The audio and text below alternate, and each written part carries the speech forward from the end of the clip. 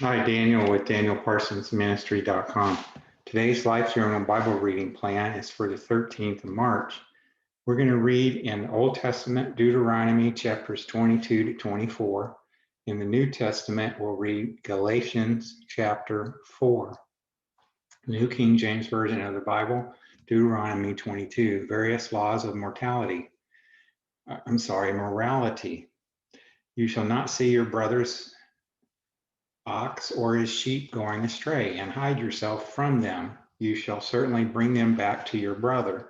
And if your brother is not near you, or if you do not know him, then you shall bring it to your own house, and it shall remain with you until your brother seeks it. Then you shall restore it to him. You shall do the same with his donkey, and so shall you do with his garment. With any lost thing of your brother's which he has lost and you have found, you shall do likewise. You must not hide yourself.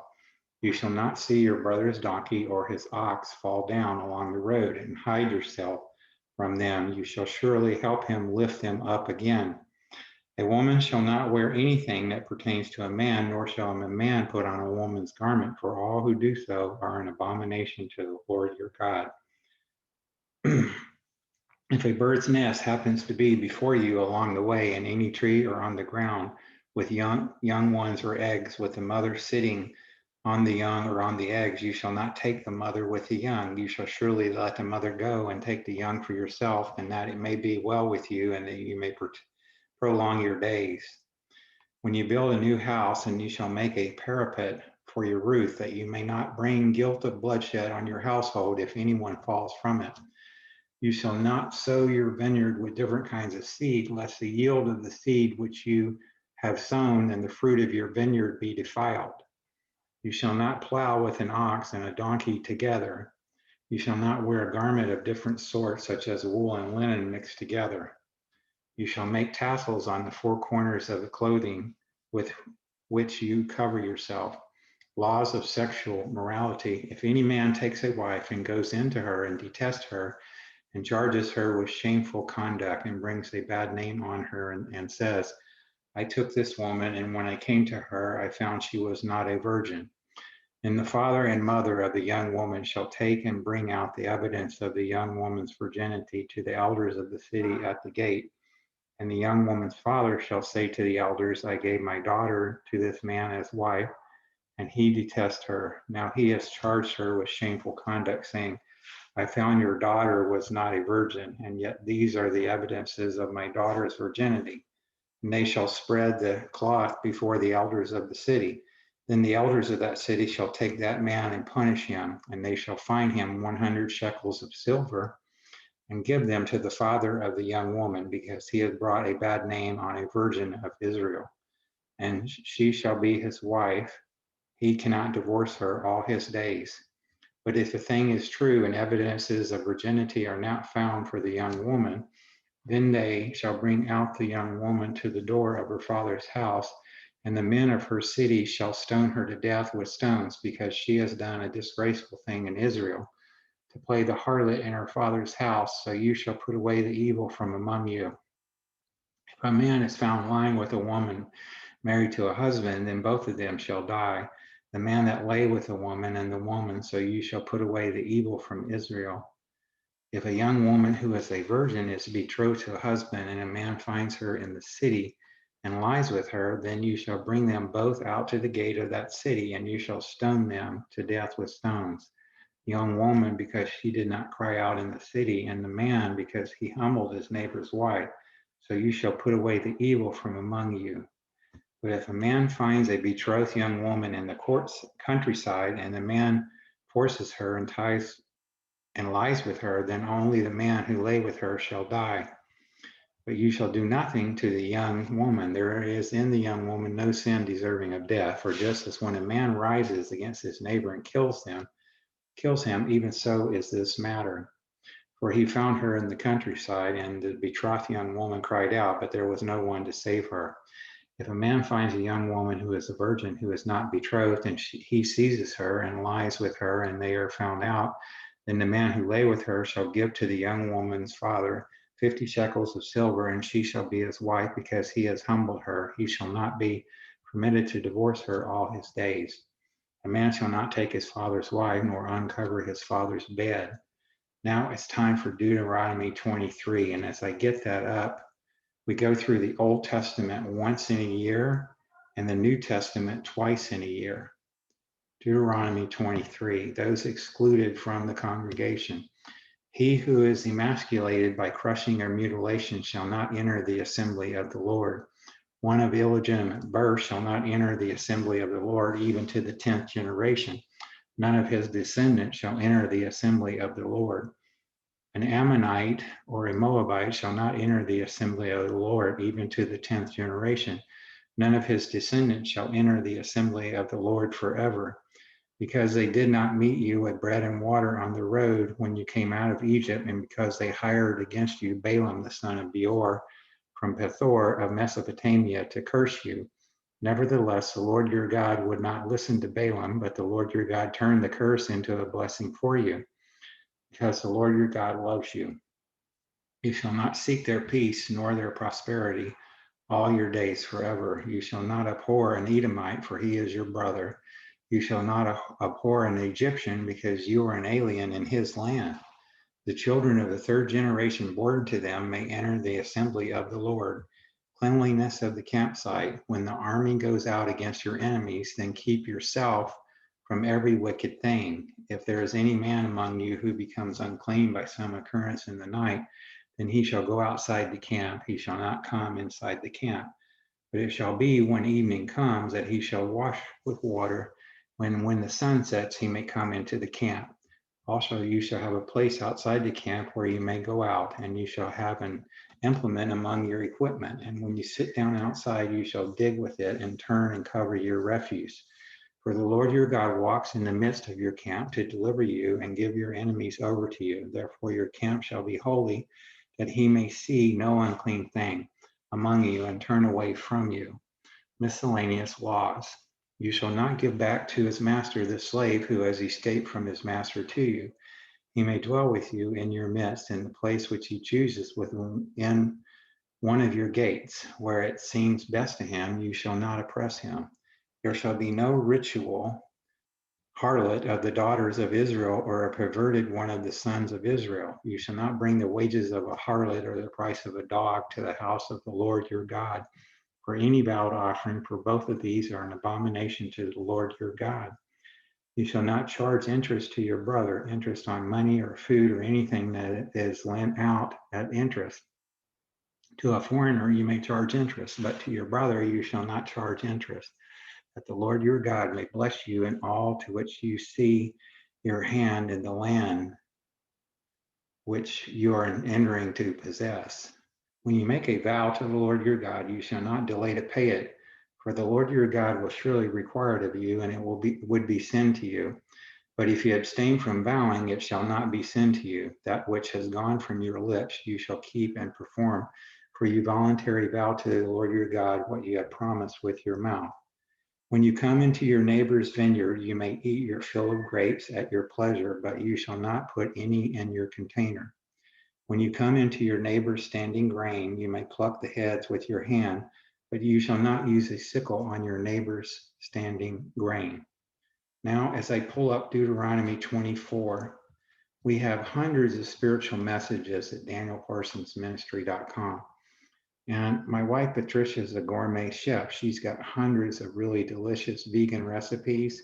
You can access those by clicking the Healthy Living tab at danielparsonsministry.com. And please comment on your favorite recipes, and we enjoy interacting with you. Thank you very much. Law concerning divorce, Deuteronomy 24.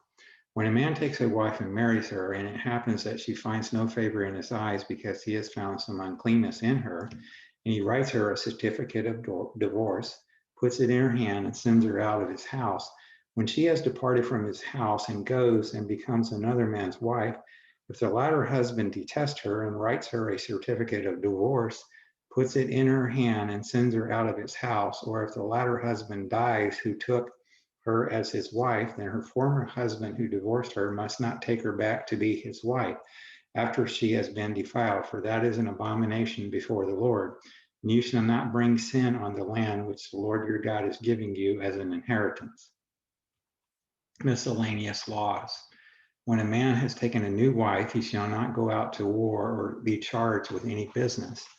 He shall be free at home 1 year and bring happiness to his wife whom he has taken. No man shall take the lower of the upper millstone in pledge, for he takes one's living in pledge. If a man is found kidnapping any of his brethren or of the children of Israel and mistreats him or sells him, then that kidnapper shall die, and you shall put away the evil from among you. Take heed if in an outbreak of leprosy that you carefully observe and do according to all that the priests Levites shall teach you, just as I commanded them.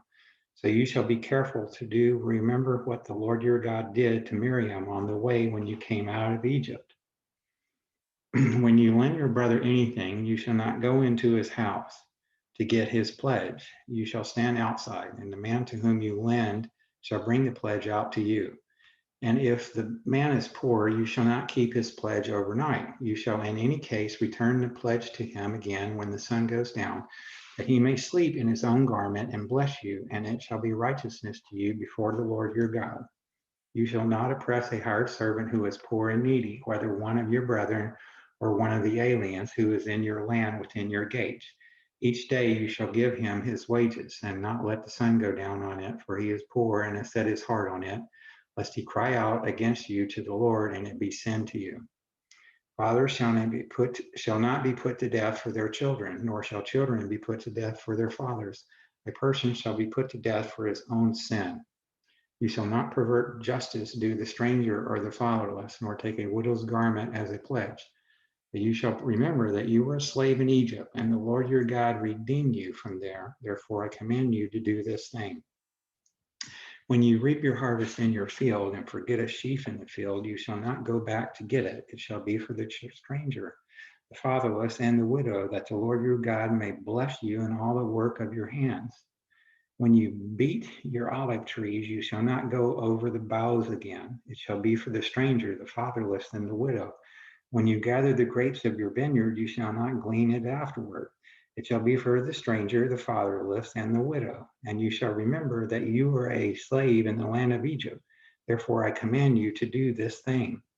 And so now it's time to get Galatians chapter 4 for you. Please subscribe to my YouTube channel. It's just do a search on YouTube for Daniel Parsons Ministry, and you'll find me. And I've got hundreds of really good videos there. And Galatians chapter 4. Sons and heirs through Christ. Now I say that the heir, as long as he is a child, does not differ at all from a slave, though he is master of all, but is under guardians and stewards until the time appointed by the Father. Even so, we, when we were children, were in bondage under the elements of the world.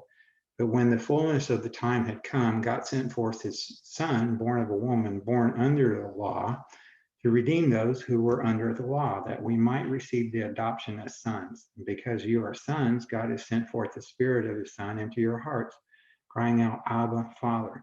Therefore you are no longer a slave, but a son, and if a son, then an heir of God through Christ.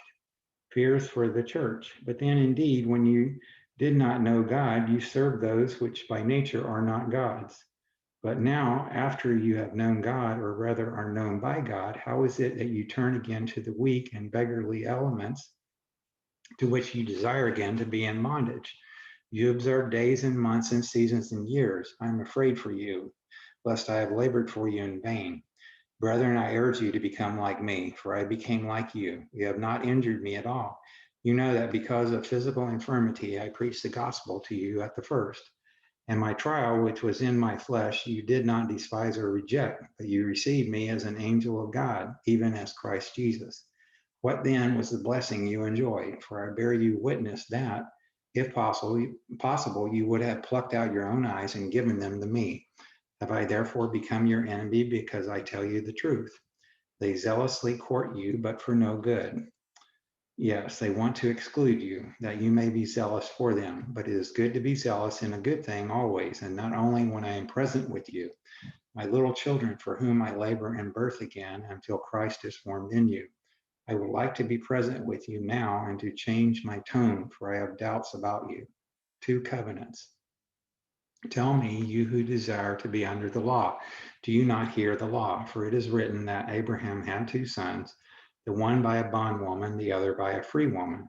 But he who was of the bondwoman was born according to the flesh, and he of the free woman through promise, which things are symbolic, for these are the two covenants, the one from Mount Sinai, which gives birth to bondage, which is Hagar. For this Hagar is Mount Sinai in Arabia and corresponds to Jerusalem, which now is and is in bondage with her children, but the Jerusalem above is free, which is the mother of us all. For it is written, rejoice, O barren, you who do not hear, who do not bear. Break forth and shout, you who are not in labor. For the desolate has many more children than she who has a husband. Now we, brethren, as Isaac was our children of promise, but as he who was born according to the flesh, then persecuted him who was born according to the Spirit. Even so it is now. Nevertheless, what does the Scripture say? Cast out the bondwoman and her son, for the son of the bondwoman shall not be heir with the son of the free woman. So then, brethren, we are not children of the bondwoman, but of the free. So it's time to end today's Bible reading. God bless you until we're together again. Bye for now.